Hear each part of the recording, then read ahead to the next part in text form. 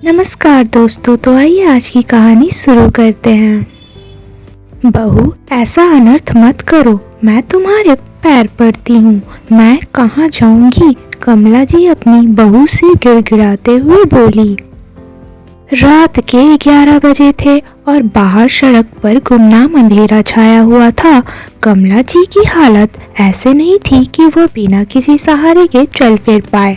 जब से उनके पैर की हड्डी टूटी थी तब से वह अपने सारे काम बिस्तर पर ही कर रही थी। अभी कुछ देर पहले ही उन्होंने बिस्तर गीला कर दिया था, तो आज बहू उन्हें गुस्सा में आकर घर से ही निकाल रही थी। और कमला जी बार बार बहू से हाथ जोड़कर माफी मांग रही थी। कमला जी अंदर टीवी देख रहे अपने बेटे को लगातार आवाज दे रही थी, और बेटा, ओ मेरे लाल, रोक ले बेटा बहू को। अपनी माँ पर तरस खा, लेकिन माँ की पुकार बीवी के आगे बेटे को सुनाई ही नहीं देती थी। अंकिता उनके हाथ में एक लाठी पकड़कर बोली, बढ़िया बुढ़ापे में तुम जैसे लोगों का यही सहारा होती है। पकड़ उसे और दफा हो जाए यहाँ से, मेरे पूरे घर को कूड़ादान बना रखा है। इतना कहकर उसने कमला जी को दरवाजे से धक्का दे दिया और अंदर से दरवाजा बंद कर लिया। कमला जी बेचारी बराबर में दूसरे बेटे का दरवाजा खटखटाई। रौनक बेटा, दरवाजा खोल दो, बस आज रात के लिए मुझे अपने घर के एक कोने में जगह दे दो। वह लगातार दरवाजा पीटती रही, पर उसने एक बार भी माँ के दर्द को महसूस तक नहीं किया। कमला जी बेचारी रोती बिलखती हुई अपने वही दरवाजे की सीढ़ियों पर बैठकर ठंड के मारे उनका पूरा बदन कांप रहा था। पूरी रात ठिठुरते हुए जैसे तैसे बिताई। सुबह के 10 बजे थे कि बेटे बहू का दरवाजा खुला। कमला जी बोली, मुझे पता तू अपनी माँ को ऐसे हालत में देखा ही नहीं सकता। रौनक बोला, माँ बड़ी ढीठ हैं आप, तभी तक यहीं पड़ी हैं। अरे मर क्यों नहीं जाती, हमारा भी पीछा छूटेगा। चलो सोनी, देर हो रही है, फ्लाइट छूट जाएगी। बेटी की बातें सुनकर कमला जी की आंखों के कौर भीग गए। बड़ा बेटा भी माँ को ठोकर मारकर बीवी के साथ चला गया था। बेचारी कमला लाठी का सहारा लेकर एक मंदिर की सीढ़ियाँ पर बैठ गई थी, तो वहाँ मंदिर का पुजारी कमला जी को कुछ न कुछ चढ़ने का खाना देता रहता था। पर कई दिनों से कमला जी का दर्द बढ़ता जा रहा था और वह दर्द से करहा रही थी, तो उस पुजारी ने कमला जी को लोगों से कहकर एक आश्रम पहुंचवा दिया। कमला जी उस आश्रम के कोने में बैठी अपने पति को याद करके बस रोई जा रही थी और खो गई बीती यादों में। कमला, मैं ले आया 2 टिकट, तैयार हो जा, शाम को चलेंगे फिल्म देखने। 70 वर्ष नारायण जी लाठी लिए हाँफते हुए आए। पत्नी कमला से बोले, क्या ले आए बुढ़ऊ, सवेरे सवेरे? आँख ना दीदा काम करता, अब फिल्म देखूंगी इस उम्र में? अरे काहे का पैसा खराब कर दिए, किसी नई उम्र के लड़का लड़की को दे दिया ये टिकट। कमला जी आंगन में तार पर कपड़े डालते हुए बोली, देख नहीं रहे कैसे हाथ कपकपाते हैं मेरे? इतनी दूर फिल्म देखने तो अगले जन्म में ही जा पाऊंगी। अब अरे सुन ना कमला जी, मैंने सब इंतज़ाम कर दिया है, रिक्शे वाले से बात कर ली है, वो शाम को 4 बजे आ जाएगा, घर से ले जाएगा हमें और छोड़ भी जाएगा। तेरे कितने अरमान थे मेरी कमला की फिल्म देखनी है। कोई अमिताभ बच्चन की फिल्म लगी थी उस वक्त टाकीज में, पर नौकरी, बच्चों की जिम्मेदारी, ऊपर से अम्मा का डर कि घर की बहुएं फिल्म नहीं देखती, कभी फिल्म नहीं दिखा पाया तुझे। शहर की पढ़ी लिखी लड़की थी तू, पर मुझसे ब्याह करके कैसी बावरी सी बन गई थी। भाभी भैयों के बीच रही, कभी ग्लास पानी उठा के भी ना पिया तूने। मेरे घर आकर बिना कुछ कहे चूल्हा चौका, बच्चों की जिम्मेदारी को खुश होकर करती गई। पता ही नहीं चला कमला का बुढ़ापा आ गया, बालों पर सफ़ेदी छा गई, हाथों में लाठी, आंखों में चश्मा आ गया। बच्चे अपने अपने परिवार को लेकर रोजी रोटी में व्यस्त हैं। उनकी भी गलती नहीं, उन्हें भी परिवार पालना है। पर कमला मरने से पहले हाथों में कोल्ड ड्रिंक और वो मक्का वाला डब्बा लेके तेरे साथ फिल्म देखनी है, जैसे अपने राजू ने फोटो दिखाई थी। अपनी और बहू की शुभ शुभ बोलो जी। मरने की बात अब की तो बात नहीं करूँगी, हर वक्त ये ही बोलते रहते हैं। ठीक है, चलूँगी फिल्म देखने। सुन मेरी कमला, आज तू वो ब्याह वाली लाल रंग की साड़ी पहनना और मैं वो कुर्ता पैजामा पहनूंगा। बड़े प्यार से नारायण जी पत्नी की ठुड्डी पकड़ते हुए बोले, जाओ हटो जी, सठिया गए हो का इस उम्र में। सब हंसेंगे मोहल्ले में, वहाँ टाकीज में लोग का कहेंगे, इन बूढ़ों बुढ़ियों को बुढ़ापे में जवानी सोच रही। तो तू नहीं मानेगी मेरी बात। मेरे लिए तो अभी भी तू मेरी वही ब्याह वाली कम्मू है जिसको देख मैं बावरा हो जाता था। लाज आती है, ऐसी बात ना करो जी। शाम को नारायण जी पीले रंग के कुर्ते पैजामे में और कमला जी लाल रंग की साड़ी में रिक्शे पर बैठ एक दूसरे के हाथों में हाथ डाले चले जा रहे थे। उन्हें देख मोहल्ले के सभी लोगों के चेहरे पर मुस्कान सी तैर आई थी। कितने खुश थे दोनों उम्र में भी।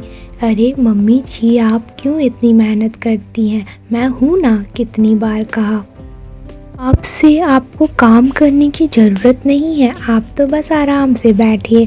बहुत दिन आपने काम कर लिया, अब तो बस आप ठाठ से रहो। कुछ दिन में बाबूजी भी रिटायर हो जाएंगे, फिर तो आराम ही आराम होगा। कमला जी की छोटी बहू अंकिता कहती है। तभी उनकी बड़ू बहू सोनी बोली, सही कहा अंकिता तुमने, मम्मी जी को तो अब आराम ही आराम मिलना चाहिए।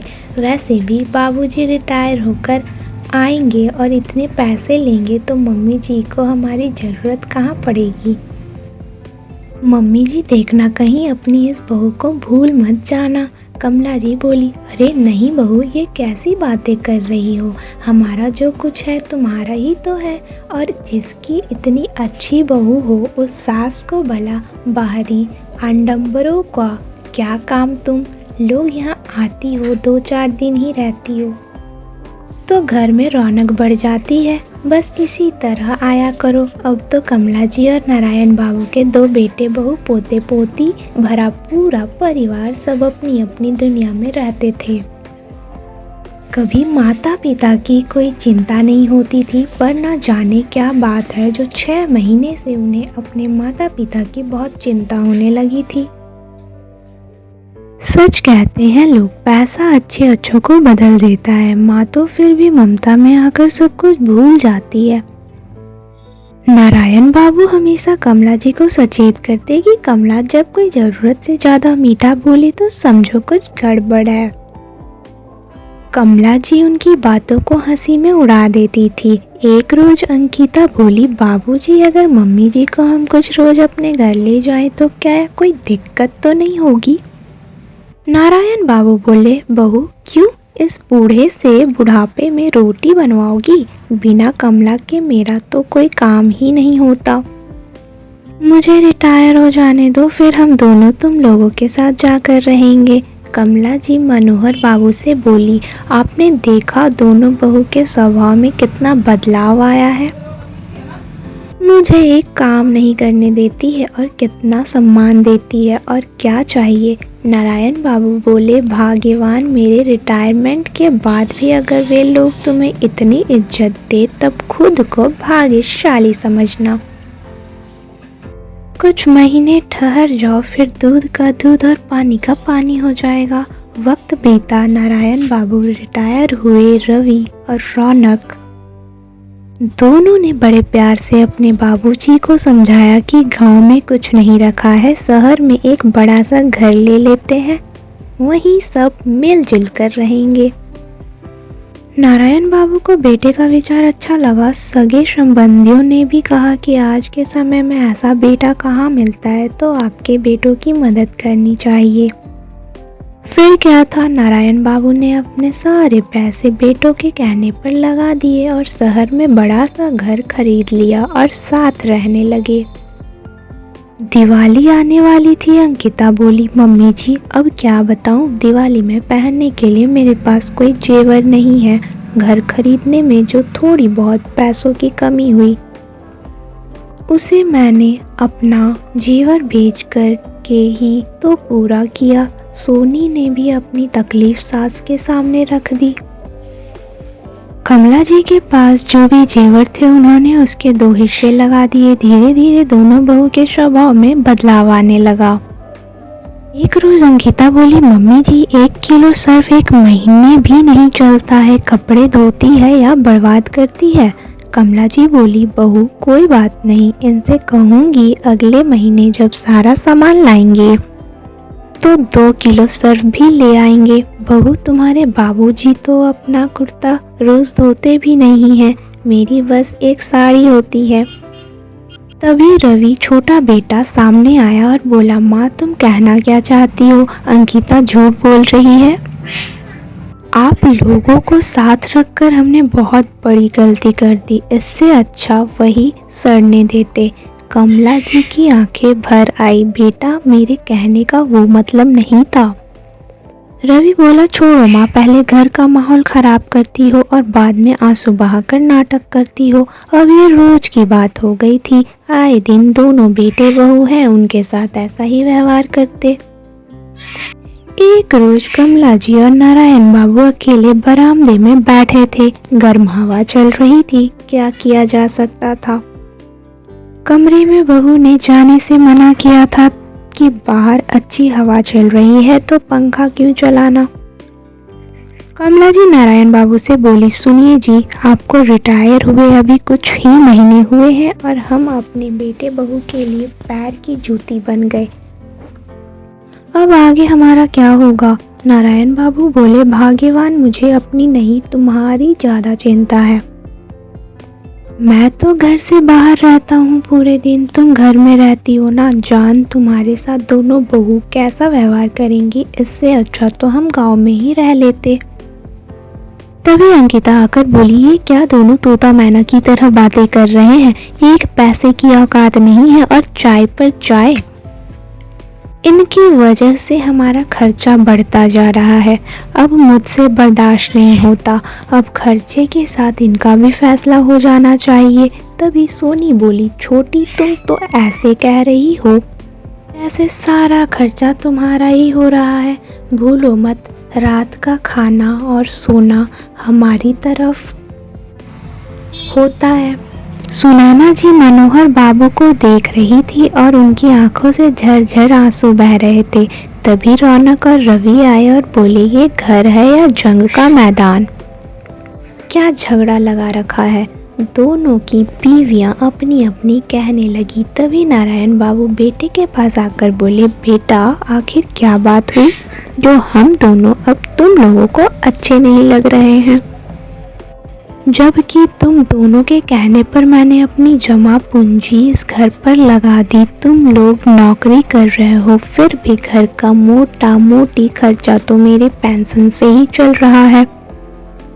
फिर तुम लोगों को क्या दिक्कत हो रही है। रौनक बोला, बाबूजी आप तो ऐसे कह रहे हैं जैसे घर का सारा खर्चा आप ही चलाते हैं। मालूम है कि बाहर के खर्चे कितने हैं। रवि बोला, मानता हूँ घर लेने में अपने मदद की, पर ज़्यादा पैसे तो भैया और उनके परिवार पर खर्च किया। मेरे बच्चों के लिए आपने क्या बचा कर रखा है। तो मैं तो भाई अपने हाथ खड़े करता हूँ, पर बेटा तुम ऐसा कैसे कर सकते हो। रौनक बोला, बाबूजी आप तो चुप रहिए। अरे जब कमाते थे तब की बात अलग थी, पर अब आप दोनों का खर्चा हम पर भारी हो रहा है।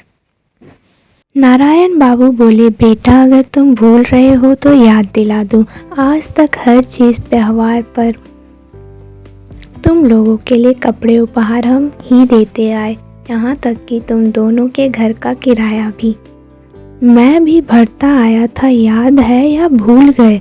रौनक बोला, अच्छा तो अब आप हमसे हिसाब लेंगे, और हमारी बातें अगर आपको इतनी ही लग रही है तो आप दोनों अपने रहने का इंतज़ाम कर लीजिए।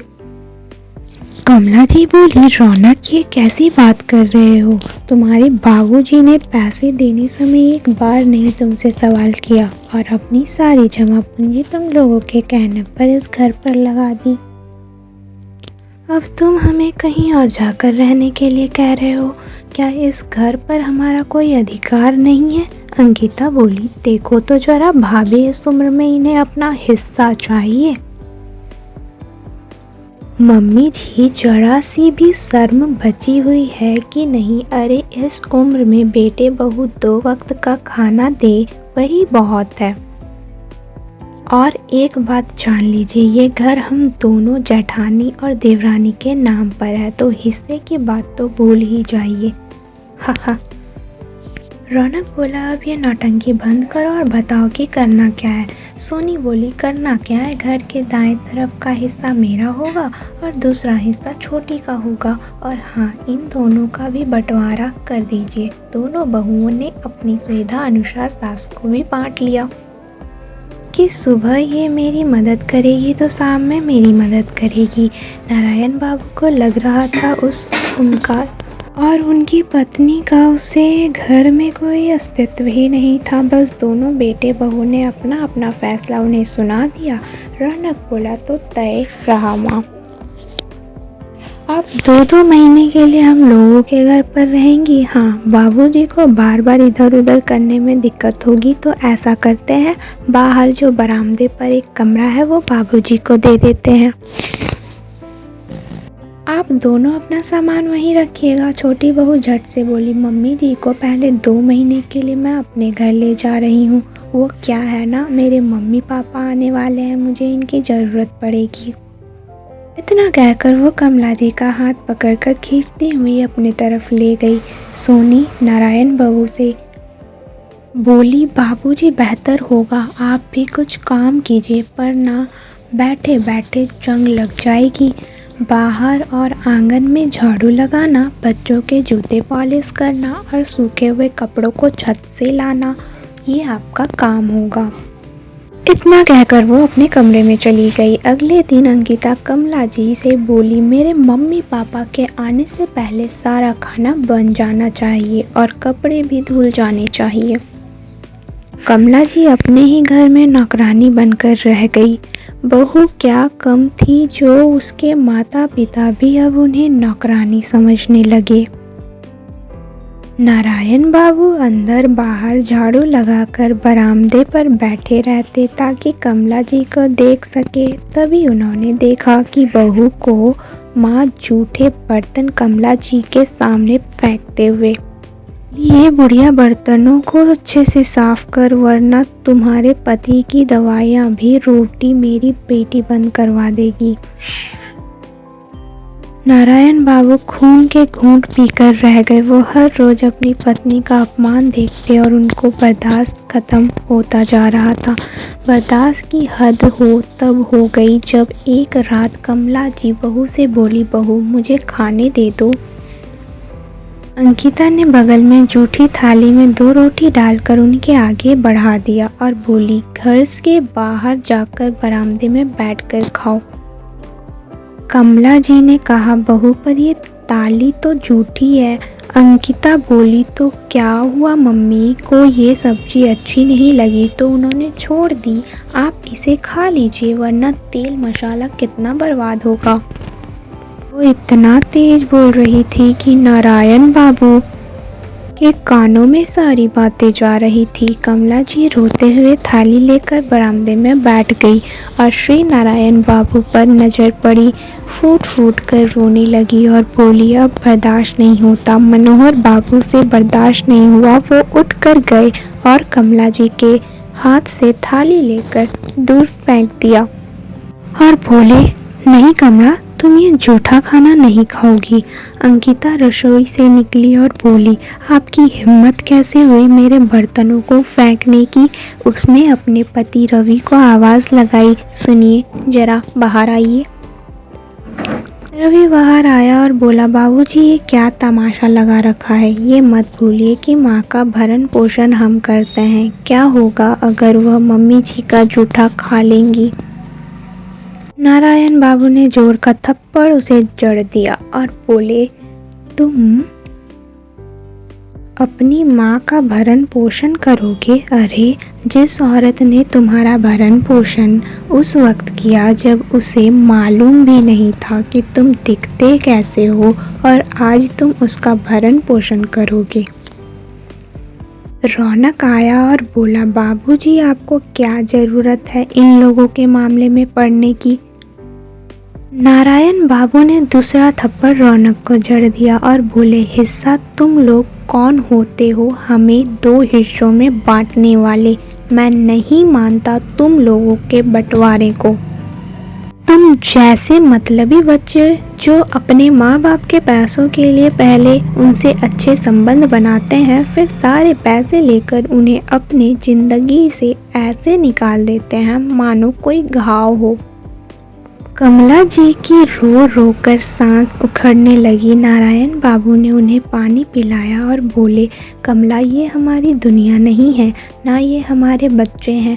ये तो वे मतलबी जोक हैं जो इतने दिनों तक हमारा खून पी रहे थे।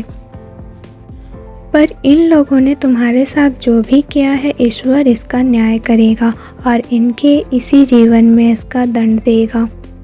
और तुम चिंता मत करो कमला, बस 2 दिन के अंदर में कुछ ना कुछ तो अपना जुगाड़ कर लूँगा। बस 2 दिन और हमें इनकी शक्ल देखनी पड़ेगी।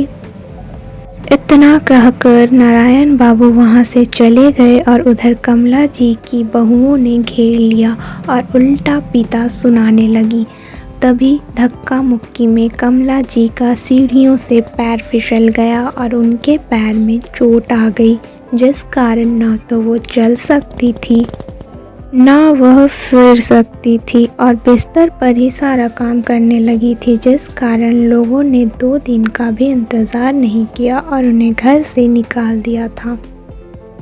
उधर अपना और कमला जी के रहने का सारा इंतज़ाम करके नारायण बाबू वापस बेटों के घर पहुँचे तो दरवाजे पर ताला लगा देखकर किसी पड़ोसी से पूछा तो उसने बताया कि आपके दोनों बेटों को अपनी अपनी पत्नी और बच्चों के साथ कल रात ही घूमने के लिए निकल गए हैं, पर उन्होंने अपनी माँ को सड़क पर ही बेसहारा छोड़ दिया। बेचारी बहुत रोई थी, बहुत गिड़गिड़ाई थी, पर दोनों में से उन्होंने उनकी एक ना सुनी। यह सुनकर नारायण बाबू की आंखों से झरझर आंसू बहने लगे। अब कहाँ ढूंढे अपनी कमल को? क्या 2 दिन भी वह अपनी माँ को इस घर में नहीं रख सकते थे? यही सोच सोच कर परेशान हुए जा रहे थे। बहुत पता लगाने के बाद वह कमला जी तक नहीं पहुंच पाए। करीब 1 महीने बाद वो अपने किसी दोस्त की अंतिम यात्रा में शामिल होने के लिए गए थे, जो कि उनके दोस्त वरद आश्रम में ही रहते थे। अंतिम संस्कार होने के बाद नारायण बाबू ने देखा एक औरत कोने में बैठी हाथ में तस्वीर लिए रोए जा रही थी। पूछने पर किसी ने बताया कि 1 महीने पहले ही वह मंदिर की सीढ़ियां पर दर्द में बिलखते हुए मिली थी।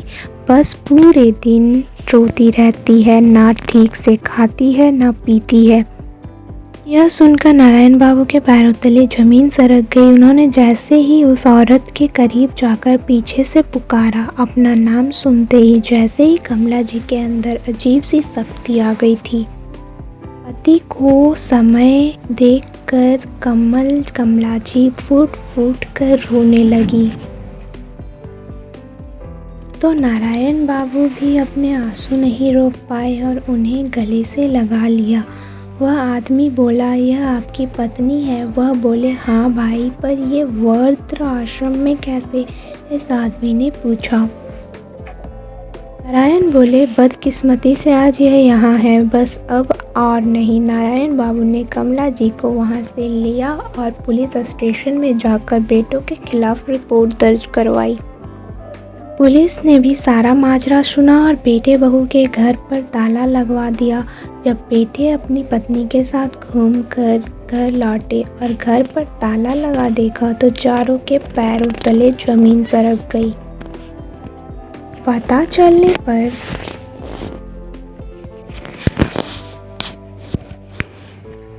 बेटे बहू दौड़ते हुए माता पिता के पास पहुंचे तो नारायण बाबू और कमला जी को पुलिस के साथ देखकर चारों के पैरों तले जमीन सरक गई। बड़ा बेटा नरम आवाज में बोला, बाबूजी यह क्या है?